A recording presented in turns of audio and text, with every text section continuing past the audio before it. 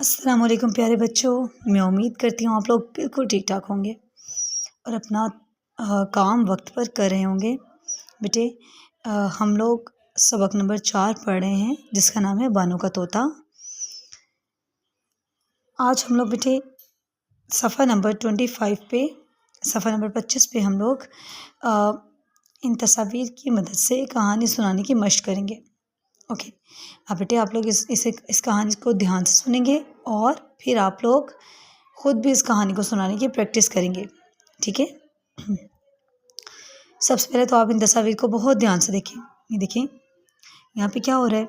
اس تصویر میں ایک گرل ہے جو کہ اپنے فادر کے ساتھ کھڑی ہوئی ہے اور وہ سامنے دیکھ رہی ہے ایک پرندے کو، اور وہ پرندہ کیسا ہے؟ وہ پرندہ بہت زخمی ہے۔ اب یہاں پہ دیکھیں، اب یہ جو گرل ہے اس پرندے کو اپنے ہاتھوں میں اٹھا رہی ہے اور وہ کافی پریشان ہے، اور یہاں پہ اس کے فادر نے اس پرندے کو اٹھایا ہوا ہے، وہ اس کی انجری کو، اس کے زخم کو دیکھ رہے ہیں، ٹھیک ہے؟ اب یہاں پہ دیکھیں یہ جو گرل ہے اس پرندے کو کھانا کھلا رہی ہے اور یہاں پہ اس پرندے کو اڑا رہی ہے۔ آلرائٹ، تو بیٹے ہم نے اب کیا کرنا ہے، ہم نے ان تصاویر کی مدد سے ایک کہانی بنانی ہے۔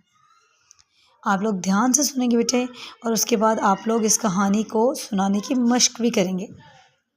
چلیں ہم کہانی بناتے ہیں۔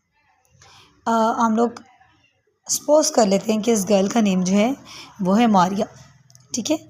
اوکے، ایک دفعہ کا ذکر ہے کہ ایک لڑکی ماریا اپنے والد کے ساتھ ایک باغ میں گئی۔ وہاں اس نے ایک زخمی پرندہ دیکھا جو کہ درخت کے قریب ڈر کر بیٹھا ہوا تھا۔ ماریا اسے دیکھ کر بہت پریشان ہوئی۔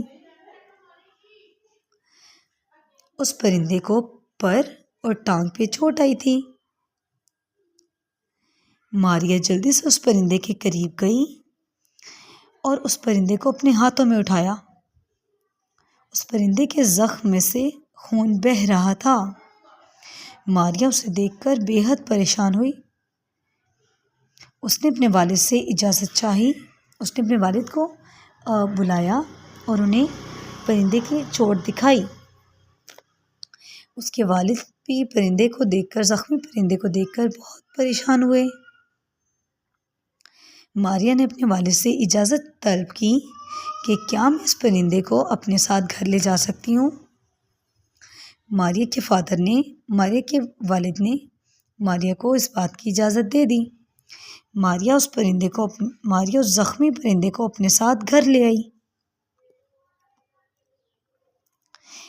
چند دن ماریا نے اس کا بے حد خیال رکھا، اسے وقت پر کھانا دیا اور اس کی مرہم پٹی بھی کی۔